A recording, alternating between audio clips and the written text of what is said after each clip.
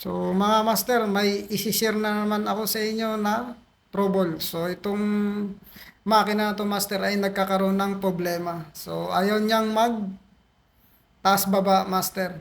Yung lifting niya master ay ayaw gumagana. So ayaw niyang mag forward, ayaw din niyang mag backward. Tapos ayaw din niyang mag up and down mga master. So kung nakikita niyo master, may asukal na nakahangir.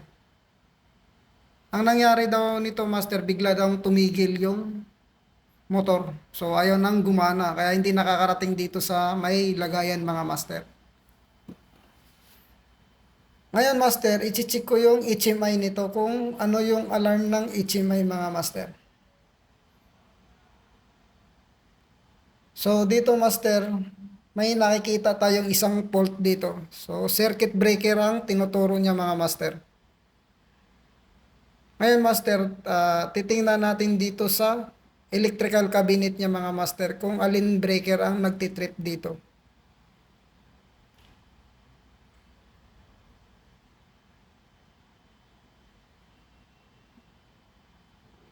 So ayun master, kung nakikita nyo may isang breaker na nagtitrip dito mga master.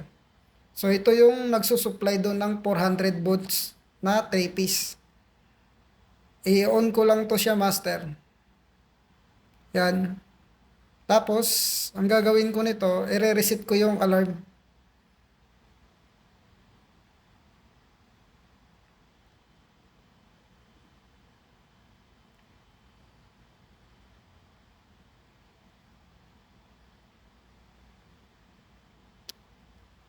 So ngayon master, nare-reset ko na yung alarm. Kaya yun, pupunta ako ulit doon sa damping.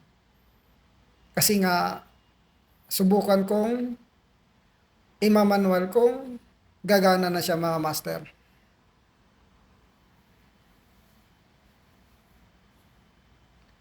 So ayun master, pinamanual ko sa kasama ko. Ayun, kung nakikita nyo, taas baba na siya mga master.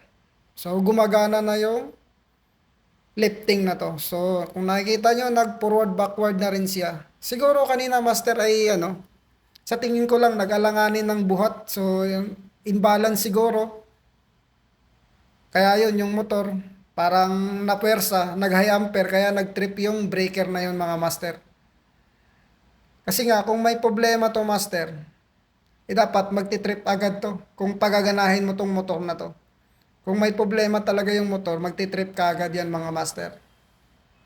So sa nakikita ko master, walang problema yung motor, pati yung control, siguro nag-imbalance lang yun kanina. Kaya ganun ang nangyayari mga master. So maraming salamat sa mga nanonood sa video na to.